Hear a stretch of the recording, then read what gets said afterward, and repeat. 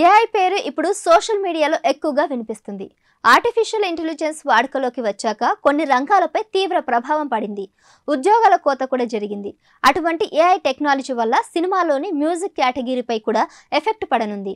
Music డైరెక్టర్లకు AI తలనొప్పిగా మారే అవకాశం ఉంది. ప్రస్తుతం ఈ విషయంపైనే సోషల్ మీడియాలో చర్చ సాగుతుంది. సినిమాకు మ్యూజిక్ అందించాలంటే మ్యూజిక్ డైరెక్టర్ ముందుగా సినిమా స్టోరీ వినాలి.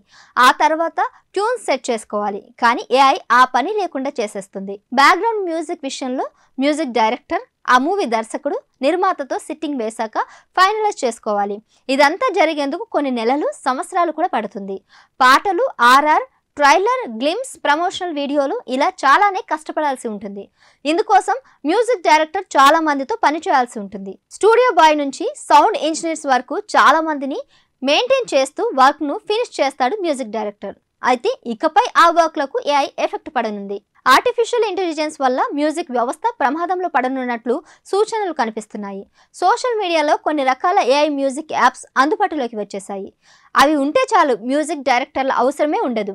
వాటి ప్రత్యేకత ఏమిటంటే ఎవరైనా లిరిక్స్ ఇస్తే చాలు, క్షణాల్లోనే అవి పాటలను సిద్ధం చేసేస్తాయి. ట్యూన్ కట్టి సింగర్ వాయిస్, మ్యూజిక్తో సహా అన్నీ ఇచ్చేస్తాయి. మనకు ఎటువంటి ట్యూన్ కావాలంటే అది, ఏ వాయిస్ కావాలంటే ఆ వాయిస్, రిఫరెన్స్ కూడా ఇస్తాయి. ఇక అన్ని ఫటాఫట్ రెడీ అయిపోతాయి.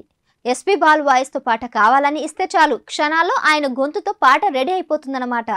అది కూడా వందల ట్యూన్తో మనకు అందిస్తాయి. ఈ మధ్యనే రామ్ గోపాల్ వర్మ కూడా ఓ ఇంటర్వ్యూలో అలాంటి మ్యూజిక్ యాప్ను వినియోగించి పాటల్ని వినిపించారు.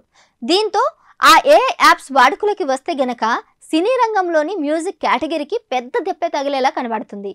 సినీ రంగంలో కూడా ఏఐ టెక్నాలజీ దూసుకొస్తే ఇక చాలా మంది ఉద్యోగాలు గాల్లో కలిసిపోయే అవకాశం ఉంది. దీంతో మ్యూజిక్ ఇండస్ట్రీకి ఇప్పుడు ఏఐ గుబులు పట్టుకుంది.